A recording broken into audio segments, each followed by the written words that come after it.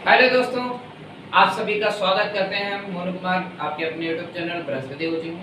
दोस्तों, इस वीडियो में हम लोग जंतुओं तथा पौधों में क्या क्या अंतर होते हैं वो चीज समझने वाले हैं। आपको जानकारी के लिए बता दें कि पिछले वीडियोज में हम लोगों ने कोशिका के बारे में पढ़ रखा है और हमने उसमें बताया था कि देखो, दुनिया में जितने भी जीव है ना, सबका शरीर कोशिकाओं से मिलकर बना, चाहे वो जंतु हो। जंतुओं में मतलब कि भेड़ बकरी, पौधे, कीट, सॉरी पौधे नहीं कीट, है ना।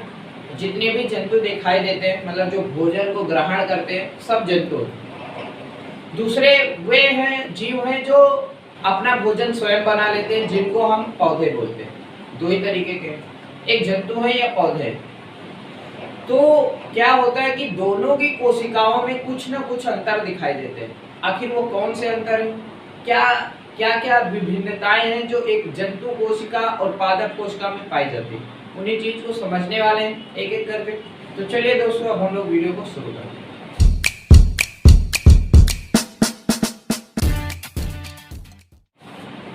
देखिए, सबसे पहला अंतर देख लेते हैं, वृद्धि। इंग्लिश में इसे ग्रोथ बोलते हैं। जंतुओं में आप देखेंगे ना कि जितने भी जंतु हैं उनमें निश्चित समय तक वृद्धि होती है।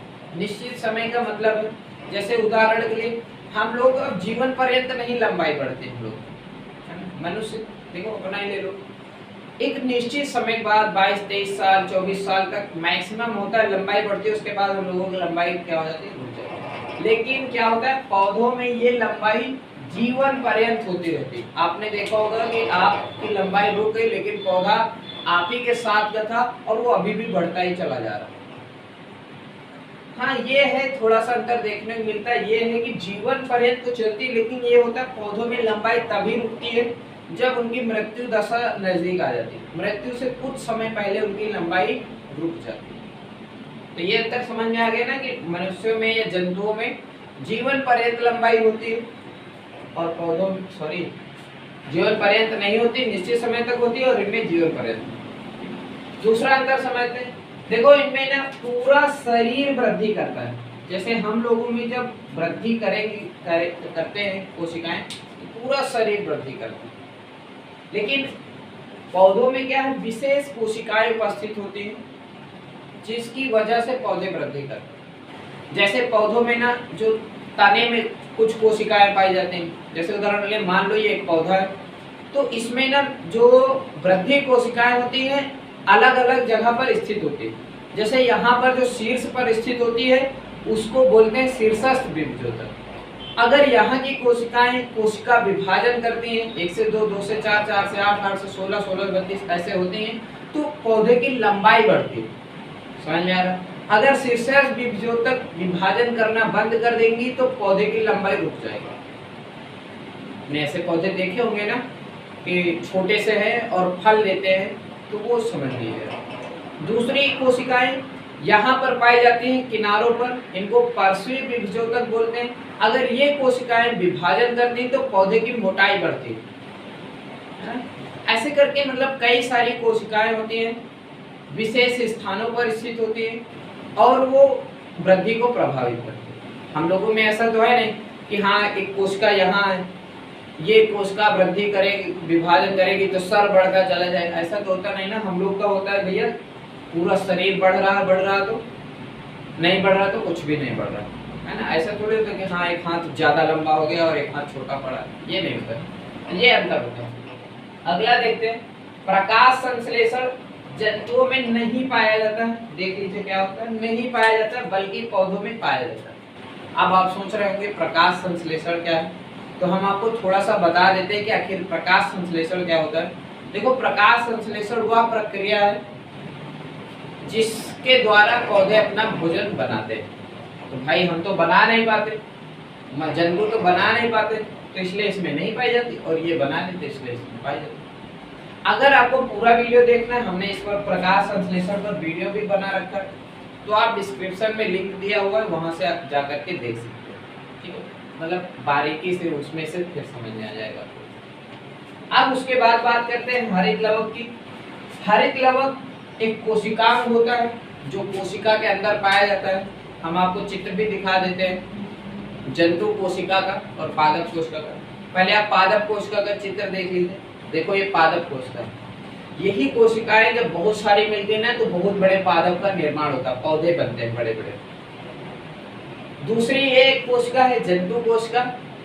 जंतु कोशिकाओं में क्या होता है, यही कोशिकाएं जब बहुत सारी मिलती तो हमारे इतने बड़े शरीर का निर्माण होता है। ठीक है, चलिए भाई, तो ये हरित लवक क्या हो गया, जंतुओं में नहीं पाया जाता है और पौधों में पाया जाता है। उसके बाद तारक का है, ये इसको इंग्लिश में सेंट्रोसोम भी बोलते हैं। तो ये जंतुओं में पाया जाता है और पौधों की कोशिकाओं में नहीं पाया जाता है। अगला दिया रिक्तिका, इसमें नहीं पाई जाती जंतु कोशिकाओं में और पौधों की कोशिकाओं में पाई जाती है। एक चीज और है, ध्यान दीजिएगा, ये जितने भी कोशिकांग हमने यहाँ पर लिखे हुए हैं एक एक करके हम अभी आने वाली वीडियोस में पढ़ेंगे। अभी हम बस अंतर देख रहे हैं कि हाँ जंतु कोशिका में और पादप कोशिका में क्या अंतर है। अब उसके बाद है जनन। देखो जंतुओं में विशेष रूप से लैंगिक जनन देखने को मिलता है, बल्कि पौधों में कायिक, अलैंगिक और लैंगिक जनन पाए जाते हैं। उसके बाद अगर हम कोशिका भित्ति की बात करते हैं तो कोशिका भित्ति जंतुओं की कोशिकाओं में नहीं पाई जाती। आपने जब पादप कोशिका देखा होगा तो उसके ऊपर देखा होगा एक मोटा भित्ति पाई जाती है, एक परत होती है, वो इसमें नहीं मिलती जंतु कोशिकाओं में और पौधों की कोशिकाओं में पाई जाती है। ठीक है, अब उसके बाद क्या है, गति, मूवमेंट। देखिए हम लोगों में गति पाई जाती है, हम एक स्थान से दूसरे स्थान तक जा सकते हैं, लेकिन बेचारे पौधे ये एक स्थान से दूसरे स्थान तक नहीं जा सकते। आपने बचपन में जिस पेड़ को जहां पर देखा था, अगर आज आप 15-20 साल के हैं तो भी आप उस पेड़ को आप वहीं पे देखेंगे। ठीक, प्रत्यक्ष गति नहीं पाई जाती। हाँ एक कहानी, एक कविता जरूर बनी है, अगर पेड़ भी चलते होते कितने मजे हमारे होते, है ना। बांध तने में उनके रस्सी, चाहे जहाँ कहीं ले जाते, अगर सताती धूप अचानक उनके नीचे हम छिप जाते, है ना। ऐसे करके एक किसी कवि या लेखक शायद सोहनलाल द्विवेदी, इसकी रचना बढ़िया थी, लेकिन ऐसा होता नहीं है। पौधों में गति नहीं पाई जाती, वो एक काल्पनिक कविता है। हाँ नहीं तो बच्चे सोचने लगते हैं पेड़ भी चलते हैं, है कि नहीं। तो अब उसके बाद अगला कोशिकांग है लाइसोसोम, जो मनुष्य की कोशिकाएं होती है या फिर जितने जंतुओं की कोशिकाएं हैं उनमें आपको लाइसोसोम देखने को मिलेगा, और जो पादप कोशिकाएं उनमें लाइसोसोम नहीं पाए जाते। तो ये कुछ अंतर हो गए जंतुओं तथा पौधों में अंतर, जो कि आपको उम्मीद करता हूँ समझ में आए होंगे क्या क्या अंतर होते हैं। अब आप ऐसे मत देखना यार कि हाँ यार पौधे तो बहुत अंतर है, वो लंबे हैं हम छोटे हैं, वो हरे हैं हम काले हैं, गोरे हैं, है ना। ये सब नहीं, आंतरिक कोशिका हमें अंतर देखने हैं।